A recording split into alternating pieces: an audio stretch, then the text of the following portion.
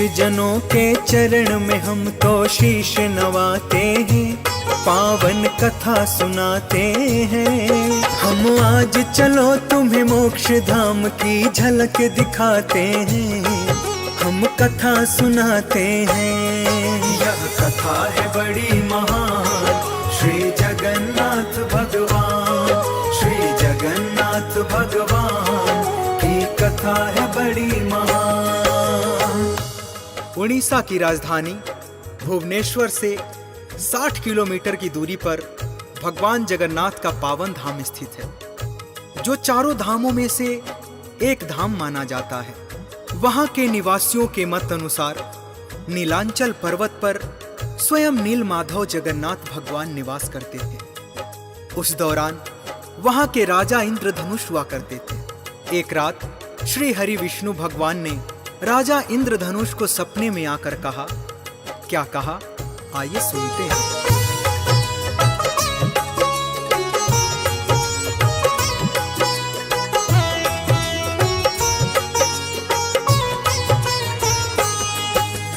नीलांचल पर्वत की गुफा में जाओ तुम राजन, गुफा के अंदर मेरी प्रतिमा के पाओ दर्शन। प्रतिमा मेरी लेकर जाओ हे राजन तत्काल, पुरी में मंदिर बनवाओ तुम मेरा भव्य विशाल। नाम तुम्हारा अमर हो जाए, मोक्ष को जाओगे, जगन्नाथ के धाम के निर्माता कहलाओगे। शीघ्र से शीघ्र ही काम करो, यह मत करना तुम देर। सुनो तुम्हारे राज्य में धन की वर्षा करे कुबेर।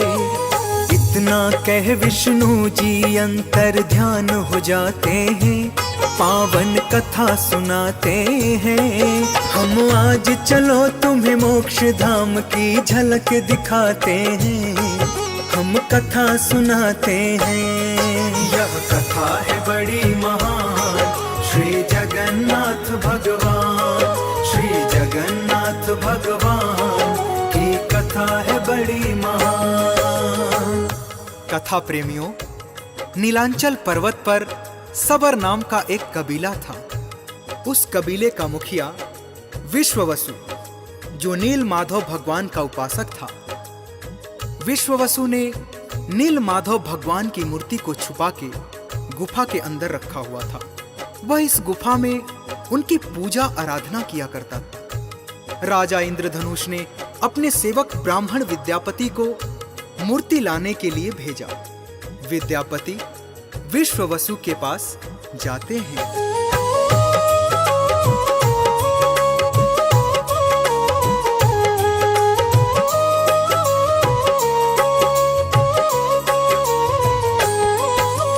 विद्यापति ने विश्ववसु की पुत्री से किया विवाह, करने लगे उनकी पुत्री संग वो जीवन निर्वाह। एक दिवस विद्यापति अपने ससुर से कहते हैं, श्री नील भगवान आपकी गुफा में रहते हैं, मुझे नील भगवान के अनुपम दर्शन करवा दो।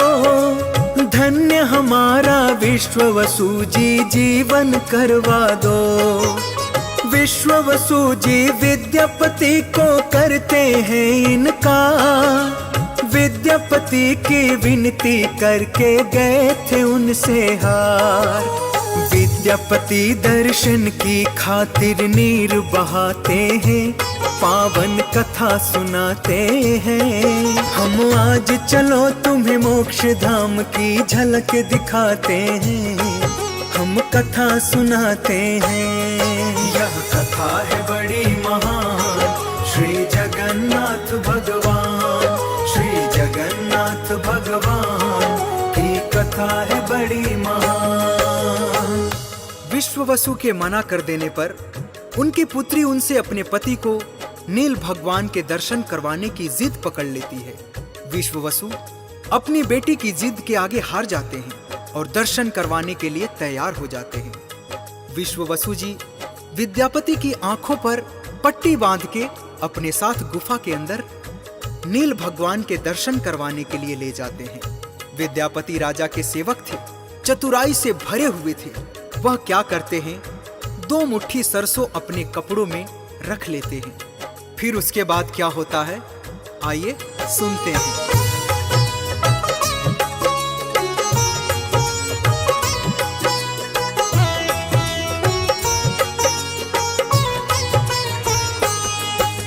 जिधर जिधर से गए गुफा में विश्ववसु के साथ, गए गिराते विद्यापति जी सरसों को चुपचाप। अंदर जाकर पट्टी खोल के दर्शन करते हैं, विद्यापति जी पावन अपना जीवन करते हैं।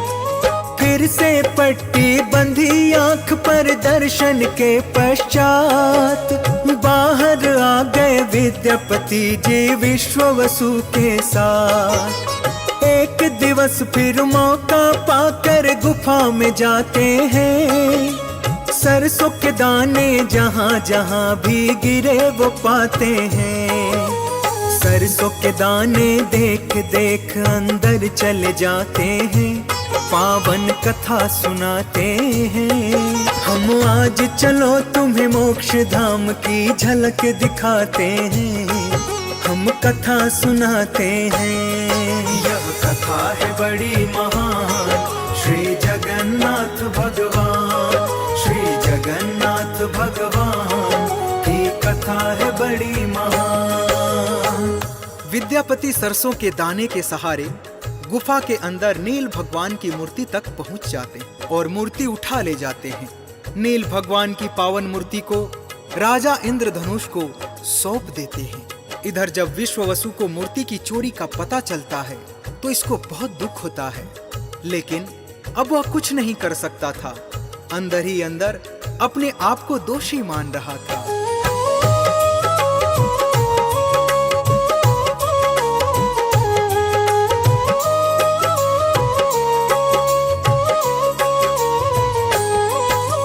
चोरी हो गए विश्ववसु के नील माधव भगवान, रोए तड़पे विश्ववसु वो होने लगे निष्प्राण। अपने भक्त के करुण रुदन से दुखी हुए भगवन, मेरा भक्त मिटाने चला है मेरे लिए जीवन। छोड़ महल राजा का माधव गुफा में जाते हैं, विश्ववसु काया के भगवन कष्ट मिटाते हैं। विश्ववसु भगवान को पाकर हुआ बड़ा खुशहाल, खुशियों से उसका जीवन फिर हो गया माला माल। अब आगे हम इंद्रधनुष का हाल बताते हैं, पावन कथा सुनाते हैं। हम आज चलो तुम्हें मोक्ष धाम की झलक दिखाते हैं, हम कथा सुनाते हैं। यह कथा है बड़ी महान, श्री जगन्नाथ भगवान, श्री जगन्नाथ भगवान की कथा है बड़ी महान। जब नील माधव भगवान राजा इंद्रधनुष का महल छोड़कर अपने भक्त विश्ववसु के पास जाने लगे थे, तो नील माधव भगवान ने राजा से कहा था, हे राजन, तुम मेरे लिए अगर एक भव्य विशाल मंदिर बनवाते हो तो मैं उसमें विराजमान रहूंगा। तब राजा इंद्रधनुष ने एक भव्य विशाल मंदिर का निर्माण करवाया और श्री हरि विष्णु जी से मंदिर में विराजमान होने के लिए आग्रह करने लगे। तो भगवान ने कहा, हे राजन, द्वारकापुरी से लकड़ी का एक बहुत बड़ा टुकड़ा समुद्र में तैरते हुए पुरी तक आ गया है। तुम उस लकड़ी के टुकड़े से मेरी मूर्ति बनवाओ और मंदिर में स्थापित करो। उस मूर्ति में मैं साक्षात विराजमान रहूंगा।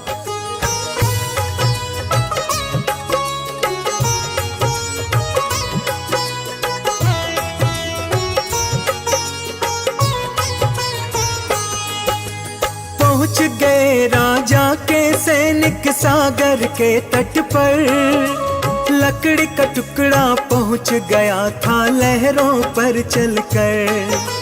लगे उठाने उस लकड़ी को उठा नहीं पाए। उठने की तो बात छोड़ दो, हिला नहीं पाए। तब राजा ने विश्ववसु को भेजा यह संदेश, तुमसे काम पड़ा है मुझको उत्तम और विशेष। विश्ववसु तत्काल आ गए महाराज के पास। बोले क्या आज्ञा है राजन, तत्क्षण कहिए आप। तब महाराज उनको सारी बात बताते हैं, पावन कथा सुनाते हैं। हम आज चलो तुम्हें मोक्ष धाम की झलक दिखाते हैं, हम कथा सुनाते हैं। यह कथा है बड़ी महान, श्री जगन्नाथ भगवान, श्री जगन्नाथ भगवान की कथा है बड़ी महान। तब राजा ने विश्ववसु से सारी बात बता दी कि वह लकड़ी का टुकड़ा 1000 आदमियों से भी नहीं उठ रहा है। तुम तो उनके परम भक्त हो, यह काम तुम्हारे सिवा कोई और नहीं कर सकता है। राजा की बात सुनकर विश्ववसु समुद्र तट पर जाते हैं, लकड़ी के टुकड़े को हाथ जोड़कर प्रणाम करते हैं और बड़ी आसानी से उठा लेते हैं और लाकर राजा के महल में रख देते हैं। इंद्रधनुष ने उस लकड़ी की प्रतिमा बनवाने के लिए बहुत सारे मूर्तिकार कारीगरों को बुलवाया, परंतु उस लकड़ी में छैनी असर नहीं कर पा रही थी। छैनी हथौड़ी टूट जाते थे। आगे क्या होता है आइए सुनते हैं।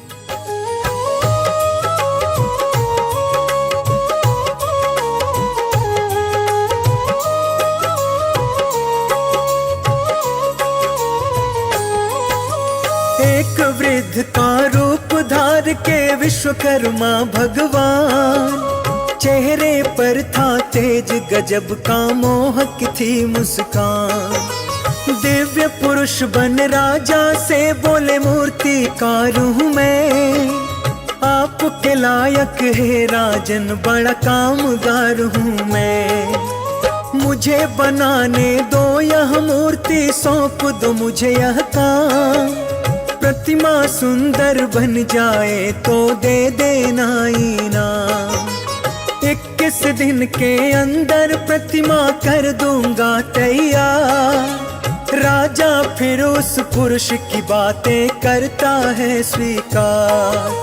लकड़ी लेकर दिव्य पुरुष एकांत में जाते हैं, पावन कथा सुनाते हैं।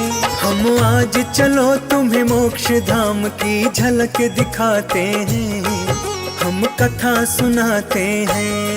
यह कथा है बड़ी महान, श्री जगन्नाथ भगवान, श्री जगन्नाथ भगवान की कथा है बड़ी महान। विश्वकर्मा रूपी महापुरुष ने राजा से कहा, हे राजन, मैं 21 दिन में नील माधव भगवान की प्रतिमा तैयार कर दूंगा, परंतु एकांत में, जब तक प्रतिमा बनाकर तैयार ना हो जाए, ना तो कोई वहां आना चाहिए और ना ही दरवाजा खटखटाना चाहिए। यह काम मैं अकेले में गुप्त स्थान पर करूंगा। राजा उस महापुरुष की बातें मान लेता है। एक महल में लकड़ी लेकर जाते हैं और मूर्ति बनाने का काम शुरू कर देते हैं।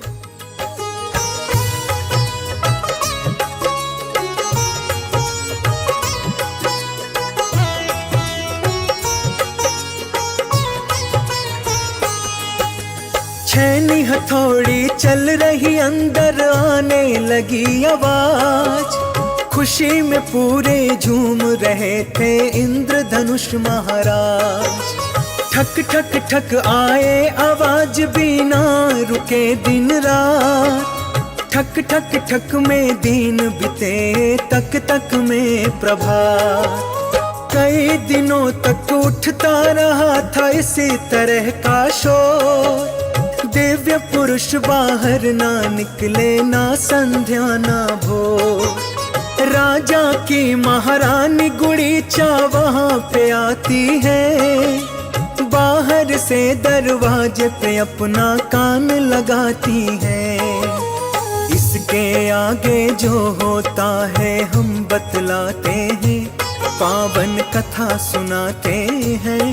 हम आज चलो तुम्हें मोक्ष धाम की झलक दिखाते हैं, हम कथा सुनाते हैं। यह कथा है बड़ी महान, श्री जगन्नाथ भगवान, श्री जगन्नाथ भगवान की कथा है बड़ी महान। महारानी को कोई आवाज सुनाई नहीं देती है। महारानी चिंतित हो जाती है। इतने दिनों से भूखा प्यासा इंसान मूर्ति बना रहा है, कहीं भूख प्यास के कारण अंदर मर तो नहीं गया। इसी बात की चिंता सता रही थी। महारानी गुडीचा ने कई बार आवाज सुनने की कोशिश की, लेकिन अंदर सन्नाटा छाया हुआ था। कोई भी किसी भी प्रकार की आवाज नहीं आ रही थी। महाराजा को जाकर यह बात बताती है तो राजा भी चिंतित हो जाता है। राजा अपने कुछ विशेष लोगों के साथ वहां पहुंचता है तो उसे भी आवाज सुनाई नहीं देती है। तो राजा ने बुजुर्ग की बात को भुलाकर दरवाजा तोड़ने का आदेश दे देता है।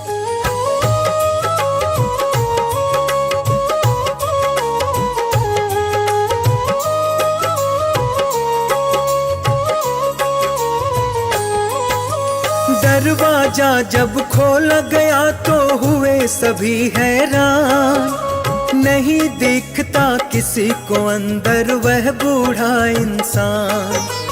बंद खिड़की बंद दरवाजा कैसे गया बाहर, ढूंढ रहे सब कोना कोना कमरे में जाकर। कहाँ से निकला कहाँ गया वह कौन था वह आखिर, किसी बात का उत्तर उनको नहीं मिलाया। फिर तीन मूर्तियां दिखी वहां पर, तीनों अधूरी थी। छोटे छोटे हाथ बने थे, टांगे अधूरी थी। और सुभद्रा जी के हाथ न पांव दिखते हैं, पावन कथा सुनाते हैं। हम आज चलो तुम्हें मोक्ष धाम की झलक दिखाते हैं, हम कथा सुनाते हैं।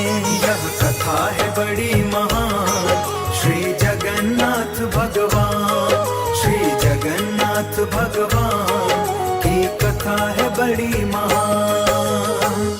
कथा प्रेमियों, दरवाजा खुलते ही सब हैरान हो जाते हैं। वह पुरुष जो मूर्ति बना रहा था कहां चला गया? अंदर आधी अधूरी मूर्तियां बनी रखी थी। छैनी हथौड़ा वहीं रखा था। भगवान जगन्नाथ जी के छोटे छोटे हाथ बने थे और उनके भाई के भी छोटे छोटे हाथ बने थे, लेकिन पांव नहीं बने थे। सुभद्रा जी के तो हाथ और पांव कुछ भी नहीं बने थे, सिर्फ मुखड़ा और अधूरा शरीर ही तैयार था। यह सब बड़ा ही अलौकिक और चमत्कारिक दृश्य लग रहा था। राजा की समझ में नहीं आ रहा था कि क्या करें।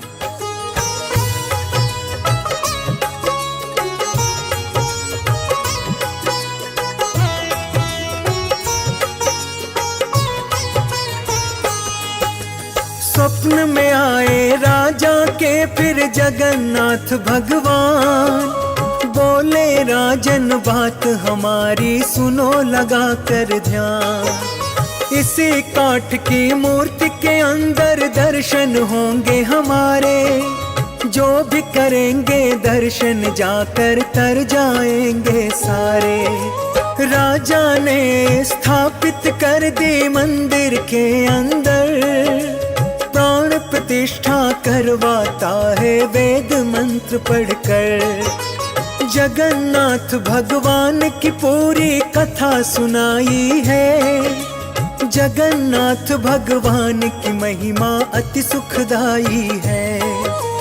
जिनके दर्शन करके सीधे स्वर्ग को जाते हैं, पावन कथा सुनाते हैं। जगन्नाथ भगवान को नित नित शीश नवाते हैं, हम हम कथा सुनाते हैं। यह कथा है बड़ी महान, श्री जगन्नाथ भगवान, श्री जगन्नाथ भगवान की कथा है बड़ी महान।